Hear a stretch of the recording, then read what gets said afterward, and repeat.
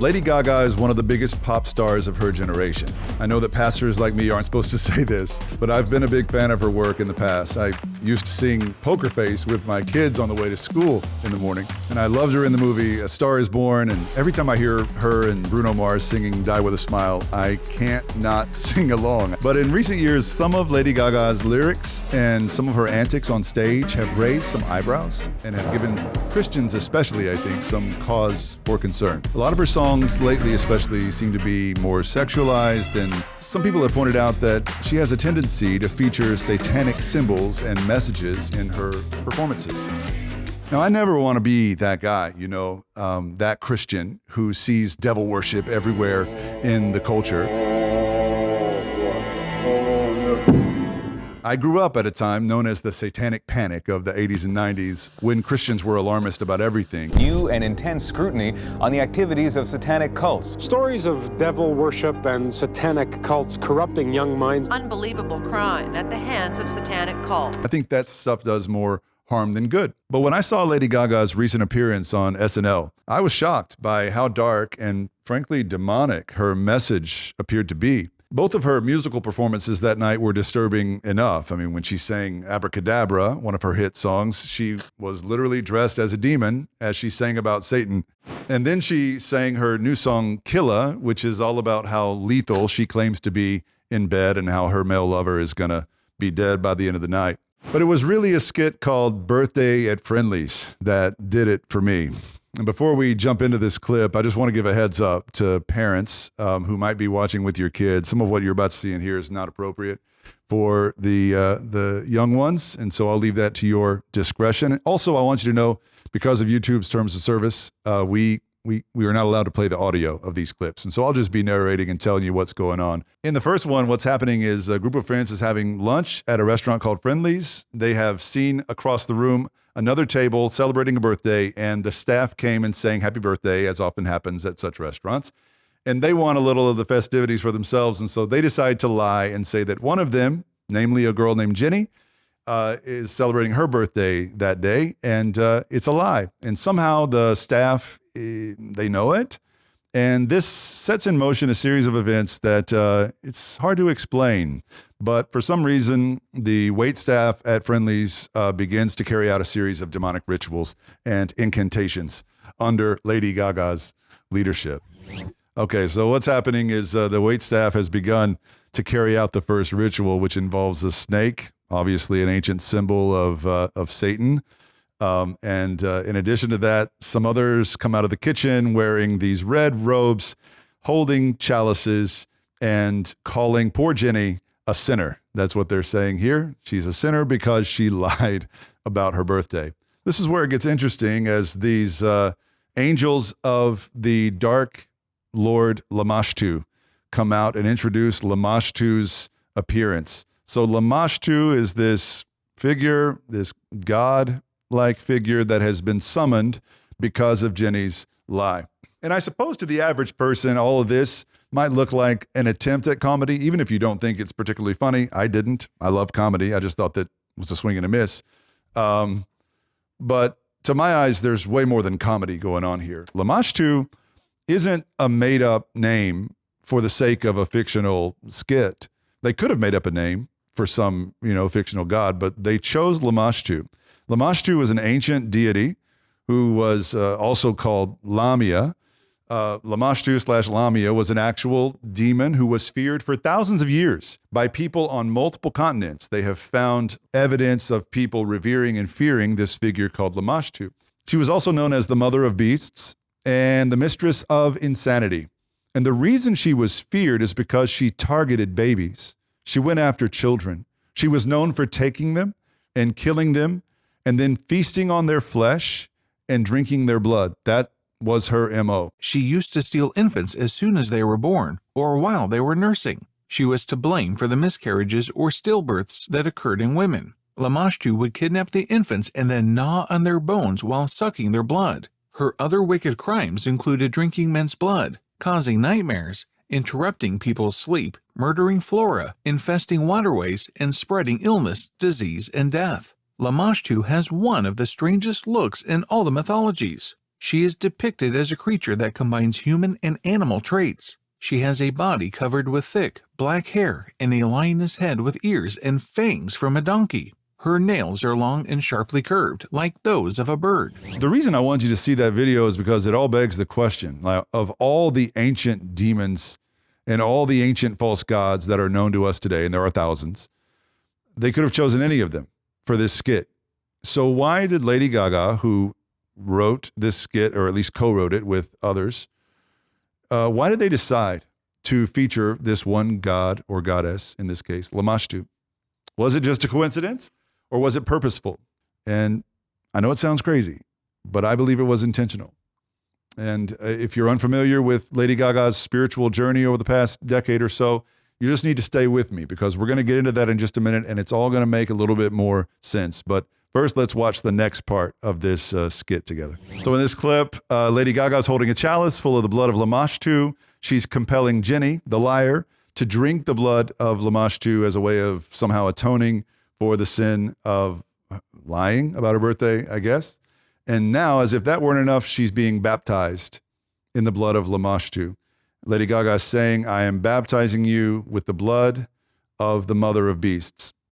And all of this just points to the fact that this whole Lamashtu thing in this skit was intentional and meaningful. And then Lady Gaga said in this clip, not even Pazuzu can save you. Pazuzu, again, not a fictional made-up character, another well-known ancient deity. Pazuzu was a male god, or false god, demon, really, who was believed to be Lamashtu's adversary. And so people often called on Pazuzu to protect them from Lamashtu. And they have found little figurines of Pazuzu all over the ancient world because people were so afraid of Lamashtu affecting or taking their children.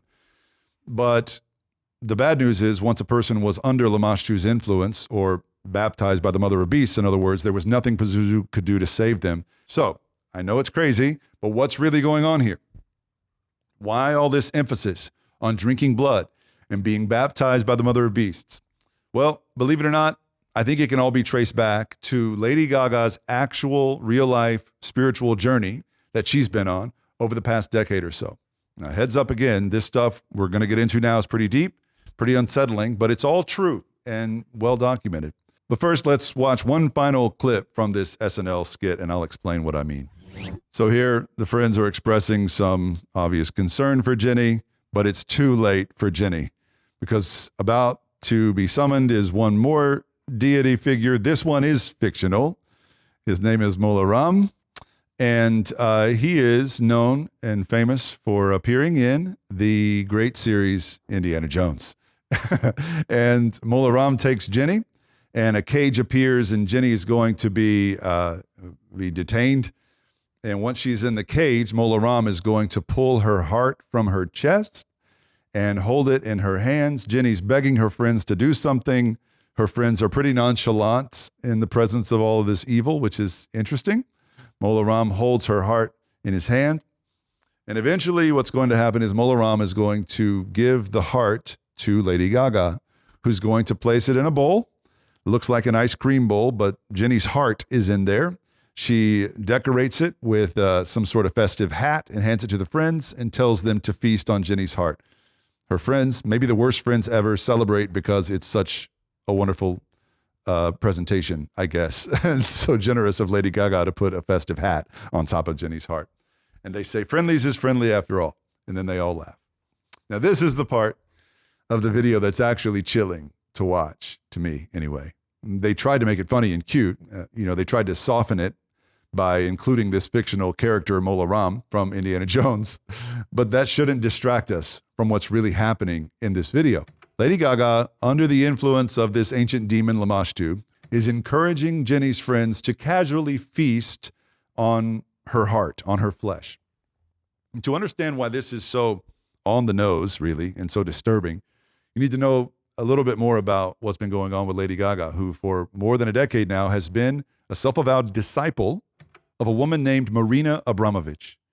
Marina Abramovic is a provocative artist. She's been celebrated in the media for years now for her art, but she's also been a friend and advisor to some of our culture's most powerful movie stars and pop icons and politicians and the like. She also happens to be an actual witch and a proud practitioner of all kinds of demonic rituals, that encourage people to be baptized in fluids like breast milk and sperm or blood, and to drink human blood and eat human flesh even. And this stuff is all well documented. It's easy to find online, simple Google search. Just be careful with such searches. But it's all out there. The most notable example of the kind of darkness that Marina Abramovic revels in is a ritual that's known as spirit cooking. Marina has invited celebrities that everybody knows, Jay-Z, for example, and political figures like John Podesta, who was a top advisor to Hillary Clinton, and even, you guessed it, our own Lady Gaga in this video today, to attend these spirit cooking rituals, where attendees are invited to feast on what appear to be human corpses. They're laid out, usually in blood or in a coffin. They're not actual corpses, at least not in the videos I've seen, but the message is clear nonetheless. They look just like real human corpses, and the people there cut off body parts and eat them for dinner. Several years ago, this witch, Marina Abramovic, took a certain young artist under her wing as an apprentice. And that artist was Lady Gaga. Here's Abramovic talking about the time that she spent training Lady Gaga in the dark arts. Before I met Lady Gaga personally, I knew about her like everybody else, that this is this young, outrageous girl, wears strange clothes, she's into extremes, she's experimental, she have 43 million people on the Twitter following her, whatever she do, little monsters that she Little monsters. win so many awards. What she calls her fans. And sell millions of records. That's about all. And finally, when I met her, and she came really very humble to my house and asked me if I can teach her, I started really changing my opinion about her entirely. I found somebody who really is serious, who really wants to learn and find out about himself, how much he can push her mental and physical limits. We made this workshop in the woods, and she was such a good student. She never cheated. She really went much farther than I asked her for. And really, I learned that I started having huge respect for her. So there's way more footage available online of Lady Gaga training under Marina Abramovic, and a lot of it's more disturbing even than what we just saw. And it's not like Marina is claiming Lady Gaga and Lady Gaga has never said a word about it. Lady Gaga has professed openly her love and admiration for Abramovic, like in this clip. Our next question is by Marina Abramovic in New York. I was just speaking about her today. I am obsessed with this woman. She is so incredible. Her question for you is, it's quite abstract. Who creates limits? We do. We create our own limits. We create our own limits. I can only assume that's something that Lady Gaga learned under the tutelage of Marina Abramovic. Of course, Christians believe that we don't create our own limits. God gives us boundaries for our own good, for our own protection, and our flourishing. And yet in this worldview that Lady Gaga holds, the limits we have are self-imposed and should be broken. They're holding us back, and we should become our fullest, best selves by breaking all those limits and boundaries. So I hope you can see here the connections between Abramovic's influence and Lady Gaga's recent performances, especially this SNL performance, and how it's all too obvious to ignore.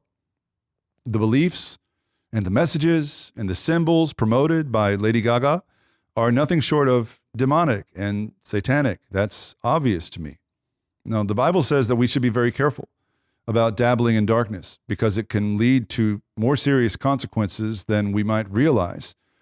For example, Ephesians 5:11 says, "Have nothing to do with the fruitless deeds of darkness, but rather expose them." So don't dabble in darkness, expose it. Shine a light on it. If you're like me, and you've been drawn in by Lady Gaga's catchy tunes in the past, it might be time to rethink your choices. It might be time to take her out of your Spotify playlist. And if you have kids, I would say from experience, it's definitely time to stop singing Poker Face on the way to school. We have to watch our step and guard our hearts and be very careful, especially where such obvious darkness is concerned. We don't want to open any doors that should remain closed.